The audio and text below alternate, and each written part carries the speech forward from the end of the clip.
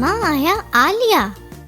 ही आहे मुंहिंजो घर ऐं ही आहे मुंहिंजी फैमिली। सभिनी जी पंहिंजी सुञाणप आहे। अचो मां तव्हांखे पंहिंजे घर वारनि सां मिलायां थी ऐं पंहिंजो घर बि ॾेखारियां थी।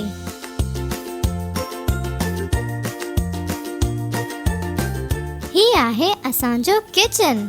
हिते असां सभिनी जे लाइ मज़े जा खाधा पचंदा आहिनि। ऐं ही आहिनि मुंहिंजा अम्मी अबू, मदर, फादर। मां हिननि सां ॾाढो प्यार कंदी आहियां ऐं हिननि जी हर ॻाल्हि मञींदी आहियां। हे मुंहिंजे अबू जा पेरेंट्स आहिनि।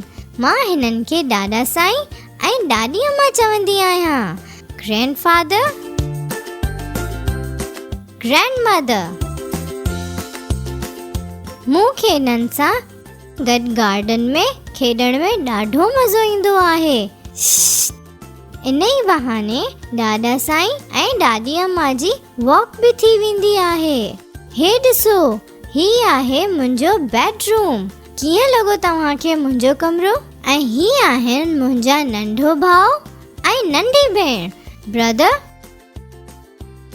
सिस्टर। मां हिननि जो ॾाढो ख़्यालु रखंदी आहियां।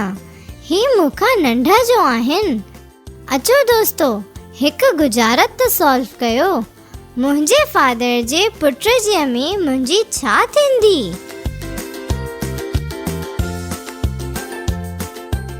छा थियो? अची वियो न चक्कर? मुंहिंजे फादर जे पुट जी अम्मी त मुंहिंजी बि अम्मी थी न।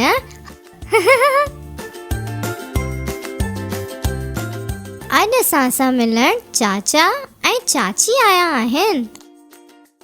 Uncle, aunt. मां हिननि खे ड्राइंग रूम में विहारे रही आहियां। मूंखे असांजे घर जो ड्राइंग रूम ॾाढो वणंदो आहे। आज त असां सभी गॾिजी शाम जी चाह बि पींदासीं। त दोस्तो, तव्हां मुंहिंजी फैमिली सां मिलिया ऐं मुंहिंजो घर बि ॾिठो। ही आहे मुंहिंजो फैमिली ट्री।